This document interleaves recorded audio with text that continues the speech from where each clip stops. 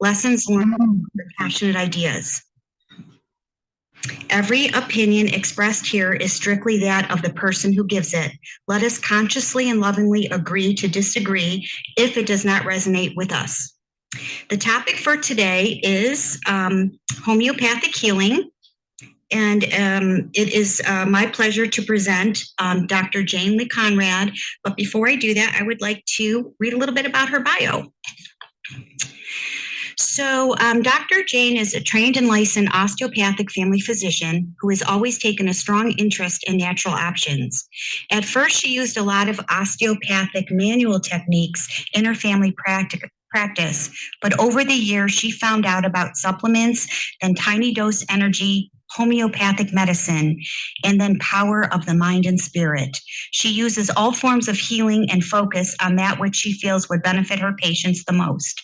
But her focus tends to be mostly on homeopathic medicine, as she has found this modality to be the most rapid, deep, and gentle. Often one remedy helps many complaints as we choose a remedy based on our unique pattern of imbalance.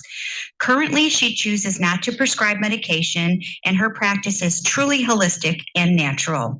There is always hope as long as your vitality is intact. And it is my pleasure to introduce Dr. Jane Li-Conrad.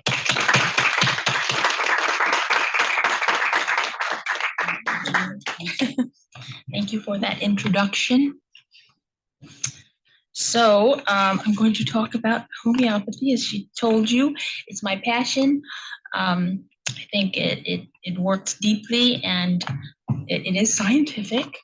But unfortunately, a lot of powers that be don't really support it as much as something like Reiki, which is kind of crazy to me. But that's because it's all energy. So, but I think maybe there's such a resistance with homeopathy because it works very deeply and rapidly. So you can notice it, whereas Reiki it does work, but it may be sometimes more gentle. Not always, sometimes it's rapid too. But anyway, so I'm going to try to tell you all the points that I want to tell you today. So what is homeopathy? That's the main thing. That's what you need to know. So homeopathy, yes?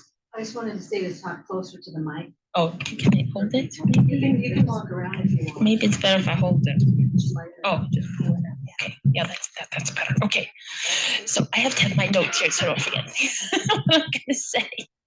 All right, so homeo means similar, and pathos means suffering. So in homeopathy, we give a similar medicine, a medicine that will mimic a pattern of your imbalance. And what is an imbalance? An imbalance is whatever your body produces as a symptom. Symptoms are meant to be listened to be so that you can help it. So I'm getting stuck here. Okay.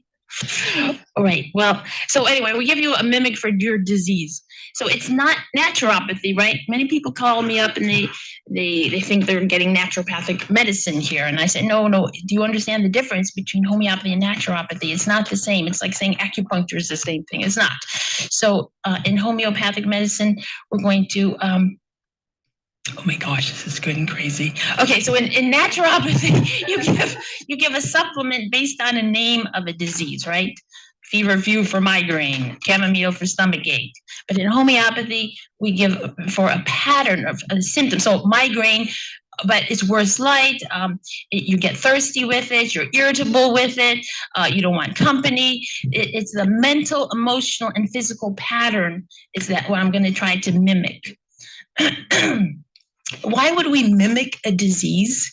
Because disease is a healing reaction. So let's say you have a cough. Well, isn't that a good thing? A cough is trying to expel something. If you have discharges, you're trying to get rid of something. If you have anxiety, it's to protect you, to run away. If sad, you need to think about something. Introspection is necessary. So every symptom is put out by the vital force, the energy, the intelligence. It is also your defense mechanism, your defense system. So why would you suppress your symptoms? In conventional medicine, that's what they do. They say, shut up to your body.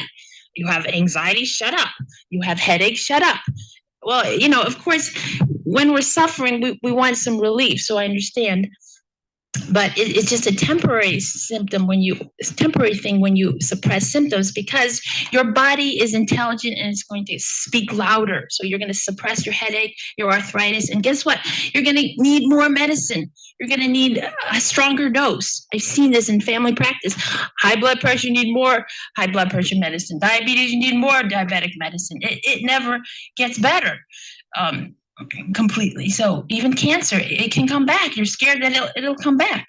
So saying shut up to the body is not helpful. So in homeopathy, the thing is with homeopathy, you need to listen to your body. Like the patient needs to listen to their body. So they need to tell me their symptoms. You need to pay attention to your symptoms. What makes it better? What makes it worse? How is your mind when you're in the state of your imbalance?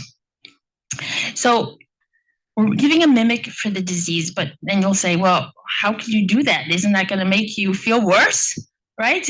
You're going to mimic it? Well, we are using very, very, very tiny doses. And that is a stumbling block in homeopathy. Sorry. For many people, because the dose is really, really small. So, for instance, a tiny dose is, okay, you have a tincture of a herbal tincture, right? First of all, remedies, what are they? They're plants, animals, mineral extracts, or even poisons, okay?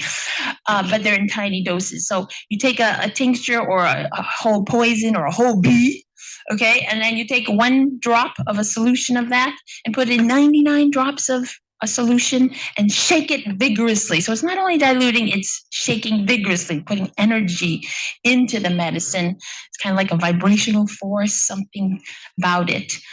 There's a lot of people are trying to understand that, but so that's called a 1C dilution, when you dilute it that many times and you shake it 100 times. And then you can do it again. You take that 1C dilution, take 1 drop from it, add 99 drops of solution, alcohol or water, vigorously shake it. That's called a 2C dilution. Well, we usually use 6C, 30C, 200C, 1000C, 10,000C, okay? They're like, whoa. After 12C, there's no molecules left, according to chemistry. So something else is working there. And we know it's working because we do provings on people with these medicines. So what does that mean? What is a proving? A proving is like you testing a remedy and seeing what happens. You take a cup of coffee and what do you get? You get jittery, shaky, nervous, anxious, maybe you have diarrhea, maybe you have headaches. People get various symptoms. So actually a proving is a bunch of people taking a remedy, 10 or 30 people at a time. And there's a master prover who oversees everything. And sometimes it's double blind where nobody knows what the remedy is. And sometimes it's just the master prover knows, but the others don't. And they pay attention. They can get a whole bunch of symptoms. But when many people get the symptoms, it's a strong one. It's obvious for that remedy. Like coffee causes a sense of joy. So that's very strong for coffee. And then there are other ones that are more genetically based. Maybe that's just your particular susceptibility that you get a headache, or other people fall asleep with coffee. So those are the outliers, but we still might use that symptom if we see a pattern in a remedy. So what would I use coffee for? Let's say you have insomnia. Would I use coffee for someone who is in a state of grief? They just lost their mother? No, because the coffee causes a sense of joy. Okay, so I would use it for someone who's going to Hawaii tomorrow and they can't fall asleep. Okay, so that's a state. It's not just insomnia. I don't give you a supplement for insomnia. So you say, Jane, can you please help me find a remedy for my headache? I don't know what remedy to give you. I need to know more about you, your mental, emotional, your other, what makes your symptom better and worse. Are you in a state of restlessness, etc.? So it's always a gestalt that I need. So we talked about the dilution. Oh, and also as you increase this dilution and the succussions, you're increasing the potency of the medicine. So the higher the dilution, actually, it goes more into the mental and emotional state. And homeopathy works very quickly.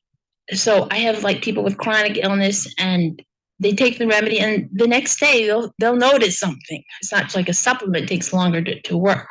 So they might feel like, oh, I slept really well that night. I usually don't sleep well, and my energy's better today. And then maybe their pain might be better. So that's what homeopathy. Now sometimes people react slower with homeopathy. Maybe some people are different. Everyone's different. So they might take maybe a week. It depends how deep the problem is as well, but even sometimes deep problems can get well really quickly. And if you have an acute problem, your symptoms will get better very quickly. Sometimes within an hour, you'll feel a lot better. And it's just not just like taking away a symptom. It's helping your immune system so that all parts of you feel better. Your energy feels better, and your stuffy nose gets better, and your cough gets better quickly. So 24 or 40 hours, you should be done. Pneumonia, whatever. So that is homeopathy. Let's see, what else? I talked about the provings, how to choose a remedy. Okay.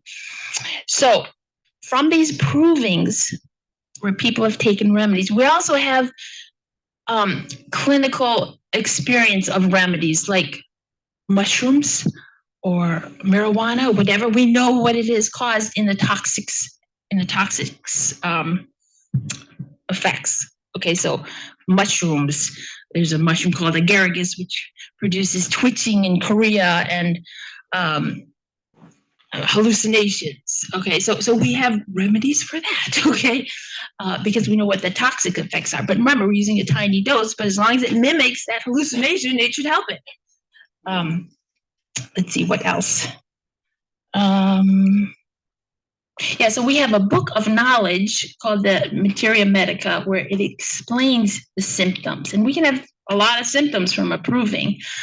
But again, we look at the ones that are really strong. But sometimes we have to look at the provings themselves, like what was the direct experience of the patient while they were on this mushroom. And they'll describe it in great detail. And actually, that's what the master prover does. Is that, okay, you had a headache. Tell me more about that headache. Did it get better with this? Did it get better with that? Get it worse in the damp, worse in the rain? Is it better when you're laying down? Is it worse at night? So that we have a big understanding of what this remedy causes. And so when I take a case, I have a computer program of what every remedy caused in the healthy and what it has cured in the sick or helped to overcome. And then I take the pattern of what you're going to tell me. So we're going to start out with mental, emotional. What are your triggers, basically? Emotional triggers are important because emotions are like the number one thing that we look at, because emotions can cause disease. Mental, emotion, your thoughts, we all know that. So that's why that's like, if I have a pattern, I see a remedy, but the emotional state may not match, it may or may not be the right remedy. So I take a case, I take 1.5 to 2 hours, talk to the person, go through the whole history, go through every complaint. You have headaches, you have tendency for headaches, you have tendency for stool problems, you have a tendency for sinus problems. I'm going to ask, okay, what makes it better? What makes it worse? And tell me about your childhood. What emotional triggers do you have? What bothers you? How do you feel? And then I plug it into a computer program. I pick the strong symptoms, the most obvious, like somebody has headaches, they have a strong craving for salt, and they're very sad and they're crying a lot or something. Okay, so then I'll choose Natrum muriaticum. So it's a whole picture. And let's see what else. Oh, so also we also need to know the founder of homeopathy is a German physician, Dr. Samuel Hahnemann. He was a chemist and a physician, and he dedicated his life to finding the cause and cure of chronic disease. And he really did a lot of experiments, and he organized these provings, and actually it was very successful. It came out in the 1800s, and he was even treating kings and queens, and it was very successful. And they brought it to America, and we built 100 hospitals where physicians were using this medicine. Okay, and after 100 years of using the medicine in hospitals, it became FDA recognized as drug. Okay, so these are drugs actually, but they're tiny doses, and You know, the government will say, oh, there's nothing there. But on the other hand, oh, it could hurt you. You got to watch out. So it's kind of like, which one is it? Okay. And it's FDA recognizes drug. We have a pharmacopoeia of the United States, just like we have a pharmacopoeia of the United States for drugs, regular drugs. So I think that's enough. I've spoken enough. Started. Oh, really? You want me to say more? 20 more minutes, but we can do questions. 20 more minutes? Oh, wow. No, I don't have that. It's just, Wait, I talked fast, so I got to go quick. Oh, okay. Do you want to know any questions, or would you like to talk a little more? Yeah, Questions from the maybe floor? questions, and I may say something that I forgot to say. Okay. I don't know. Oh, I guess I could show you what remedies look like. If you haven't seen what remedies look like. This is a remedies in a little, you've probably seen these remedies at Whole Foods maybe, or supplement stores. These are homeopathic, they all look the same.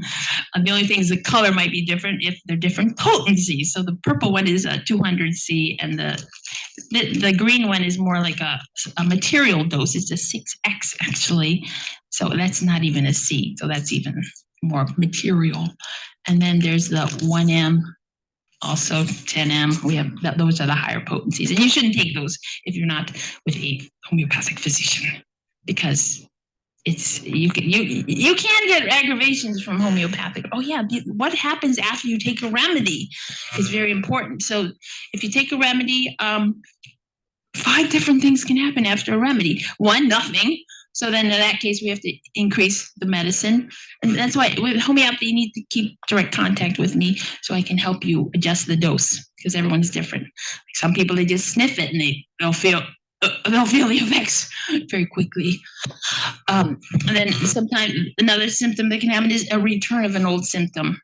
When you take a remedy, sometimes something that used to have can come back because it needs to be expressed. You suppressed it from regular medicine, maybe, and like ear infections, suppress, and then you don't have ear infections anymore. But now you have headaches.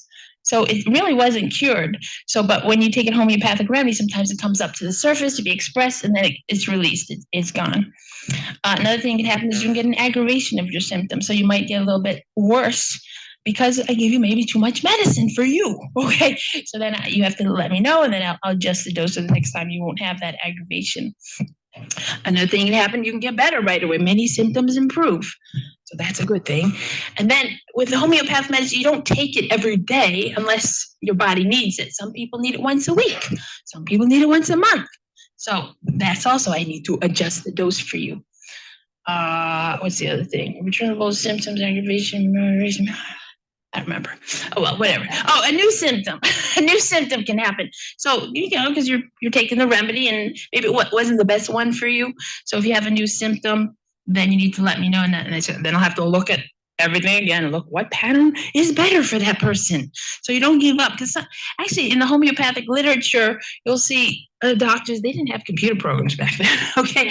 So they would give a remedy and it didn't work, especially like an acute case, like they're working on somebody who had a seizure or something. And then they tried, it didn't work. Okay, let's try another one. Like they would go through 20 of them. I'm like, my God, but finally they found the right remedy. I don't know.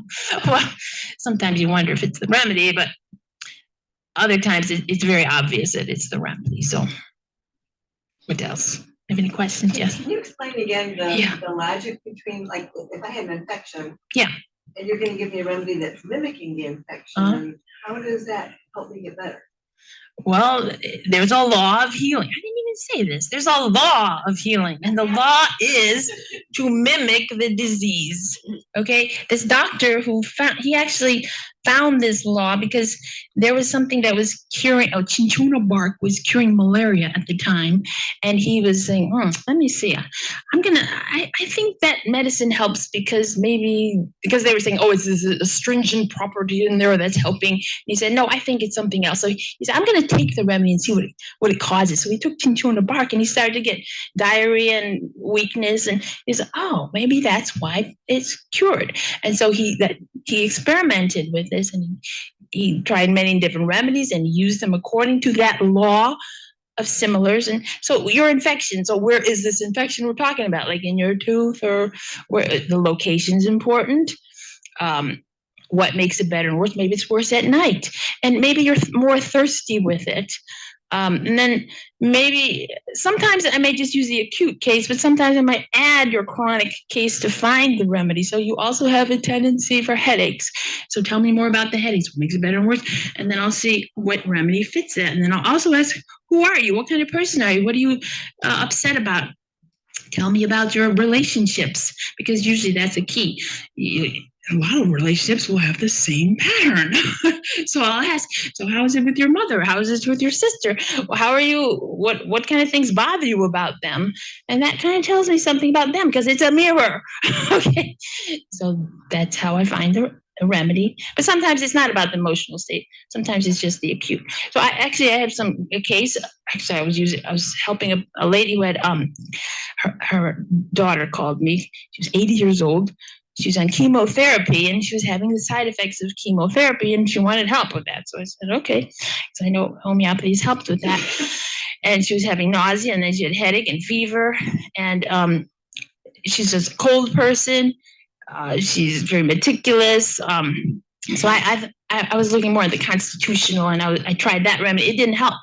So then I said, okay, I'm just going to look at the acute, the nausea, and then she is cold, and I don't remember what else, but I gave her Nux vomica. It's a poison nutberry, and it helped. Within an hour, she was better, and she kept repeating it whenever she needed it. And then she got a fever and headache, but the fever was a low grade, so they didn't worry about it. But anyway, and that helped right away. And then I said, well, maybe that Nux vomica will help her other symptoms, because she had chronic symptoms of increased urination, and she couldn't fall asleep at night. It didn't help her. So I said, okay, why don't you try that first remedy that I gave you, because it really does fit you emotionally. And then it did help. And the next day, she was urinating less. So this is a chronic thing, her urination, but it got better. So does that answer your question a little bit? So how does it work? It's just a law. The law is to mimic the disease. The physiology is showing you what to do. I mean, even in like emotions, what do they say? Feel the emotion, and then you'll get better, right? You feel sad, feel the sadness, stay with it for a moment, right? It's sympathy for your symptoms. That's what homeopathy gives you, sympathy for it, because energy. You need to meet the vital force energy that is causing the disease with an energy that's going to heal it. Okay, it's sympathy. But you're triggering your own healing ability. Yeah, within. Like, give me more of the right sadness or right, whatever. Sympathy for your symptoms. Yes, that's been triggering my body to combat it, so to speak, and help me get better. Yeah, but it is a gentle thing. It's like what about sound coming? Two sound energies coming together, and it just releases it. That's how I feel. So I get migraines, especially around synthetic perfumes and products and things like that. You're a very sensitive person. So with you, I'd have to be careful how much to give you, how much remedy. You might need only a sniff. So if you go to the pharmacy yourself, or not pharmacy, but the drugstore, and get a homeopathic remedy, you might get worse. You got to watch out, because you can get aggravation. But what? So yeah, well, we'd look at your headache, what makes it better and worse, besides perfumes, maybe something else. You have strong cravings. That could be a symptom. Some people crave eggs, they eat 10 eggs a day. That's a symptom. Okay. So I would use that symptom. It's crazy, but it could work. If you sweat on the back of your head, that might be a very strong symptom for you. And so that might help you too. But I also know who you are. What triggers do you have? Because what causes these headaches in the first place? Most of the time it's our minds. Yeah. So I like homeopathy, and I've been to a few people who practice it, but I've always been just a little bit curious. Yeah. About the whole science of making a remedy. So let's say you have someone who has arthritis, and you're going to give them arthritis. Like, where did they get that arthritis to give?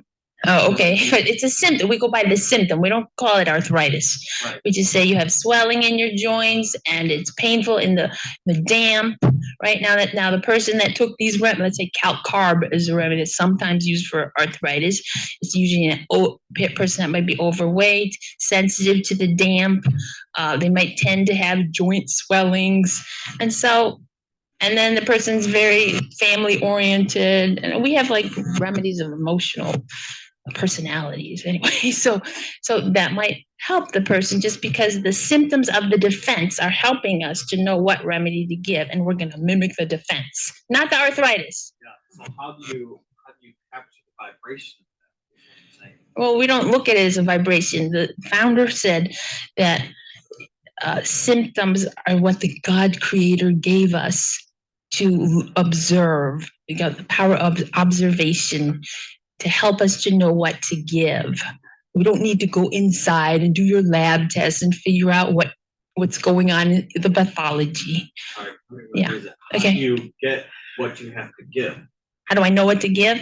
How do you get it? How do you get the concentration? Oh, I said in the beginning, maybe you missed it. A concentrated form, like an herbal tincture, right? A plant, animal, mineral extract, poison. Something that triggers that. Oh, no, just we're just testing remedies. Any remedy, coffee, marijuana, test it all, okay? Because the creator gave us all kinds of things for healing, but we don't know about them. So we're going to test them one by one, and we're going to see what it causes. So I'm going to take a bunch of people here. Here, everybody take coffee here. Everybody, and then you take it 30C, a diluted form of it, potentized, and you're going to take it every day until you notice the symptoms. And then I'm going to come as a master prover and say, okay, so you had headache. Tell me about your headache. Did it get better with heat? Did it get worse with heat? Did you notice it was get worse at night? And then we have this compilation of symptoms. Symptoms is going to help me find the remedy. See, because I used to do regular medicine, and people would have like thyroid issues, and you would put them on medicine. Their thyroid level is now normal, but they're not normal. They don't feel good. Okay, so it's more than just the thyroid. You have a whole bunch of symptoms your defense is putting out to help you. So listen to your body and mind, and let's find a remedy that mimics it. That's a law. Okay. Yeah. So I have a question. There's a lot about, and I was wondering about how homeopathy interacts with like the brain receptors. Okay, so like Ozempic and Wegovy are very highly successful medications for. I don't think they're very successful, but they're successful in losing weight, but then they cause side effects, and then they cause problems, and then you know what, and then later on you could have another problem. Triggers something in the brain. Yeah. I mean, I know people that's on it that has been doing phenomenal. While they're on it. While they're on it, right? Well, that's the thing. You have to do the rest of your life. Right. Okay. But it does take the food chatter out, all of that Okay. excessive, obsessive stuff about the sugar, because it lowers the sugar. It makes it stable. Right. So, and if you can't seem to do that on your own, how does homeopathy can it do the same thing? Yes. Actually, I had a lady. She was bipolar, and she was a young girl. She came with her mother, and she was complaining that she was overweight, and she was also her boyfriend had left her, and that's why it triggered her craziness. And they took her to the police station, and she was undressing, like being provocative, and crazy stuff was going on. But anyway, I gave her a remedy for that, and then it didn't touch her weight, and it didn't touch and it helped her energy, and it helped some chest pain that she was having. So then she came back a month later, and then she said, I'm still overweight, and I'm starting to have acne now. And so, and she said, I sweat really bad on the back of my head. I said, oh, wow, that sounds like a remedy there. So I'm going to give you another remedy. And then she's slowly losing weight. So, because we do have, that is a symptom, but it's not enough. Okay. So, it's a process. There's the energy of homeopathy that helps deal with resistance about food. Sugar. Well, a lot of times it's your mind, right? And homeopathy does address your mind if we understand who you are and triggers. We'll take one more. You pick. Oh, sorry. You can ask me later. Okay. Fran. Go ahead, Fran.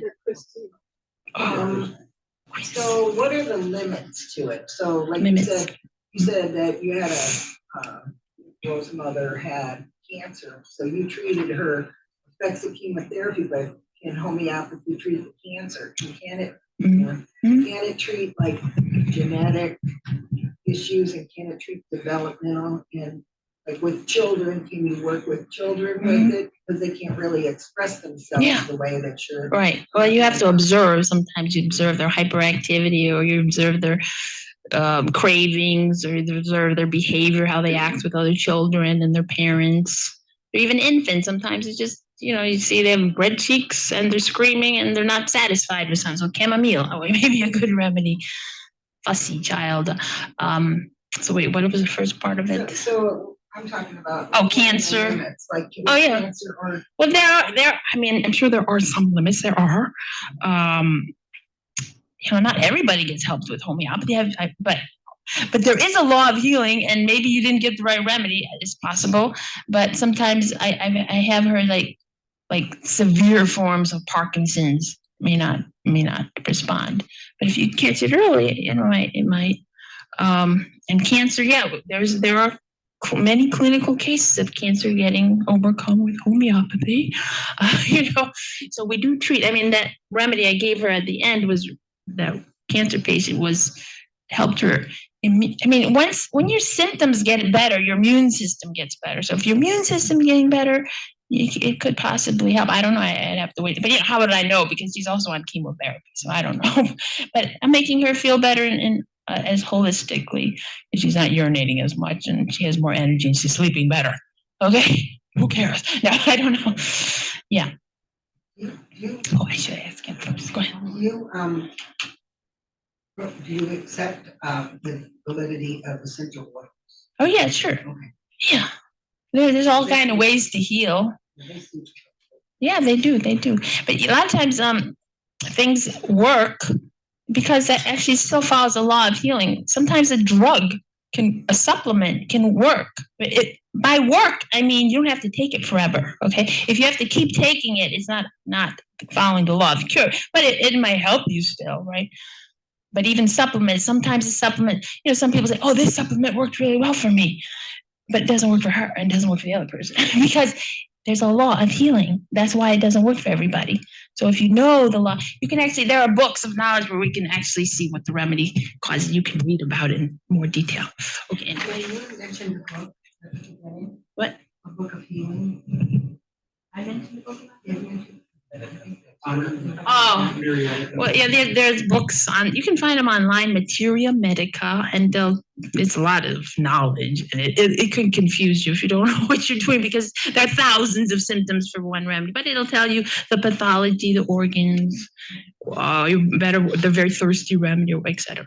Dr. Jane, how can Zoom or how can other congregants get a hold of you after service to find out more info? RemedyJane.com, or you can come talk to me. Okay. Oh, Carrie. I'll just make it real quick. My daughter, when she was 3 years old, was on 5 different medications for asthma and allergies, and we did not know you then. This was 21 years ago, but we did seek out a naturopath who primarily did homeopathy, and she has not had asthma or wheeze since she was 5, and she's turning 24.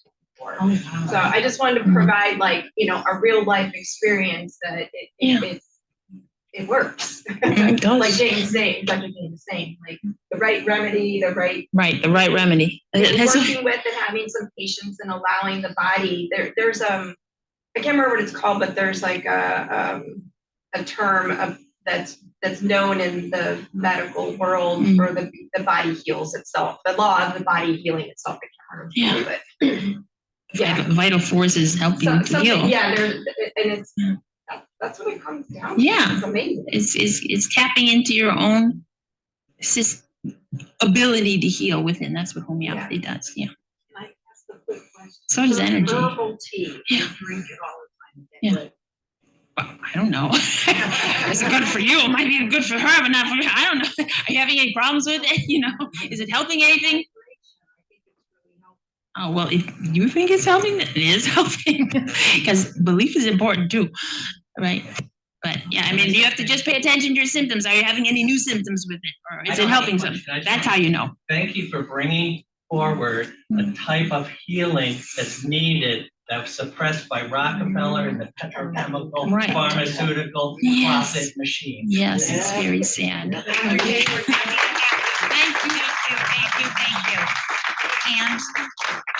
And next week we're having a potluck, and I was hoping you can bring some poison nutberry muffins.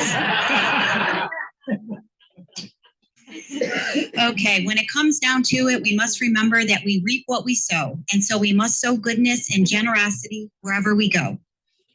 We ask, have you gained what you were hoping for out of the service so far? I have, I know. Will you leave with a full heart? Were you presented with something to consider, something to mull over? And have we provided something of value for you? Would the donation bowl volunteers come to the front for the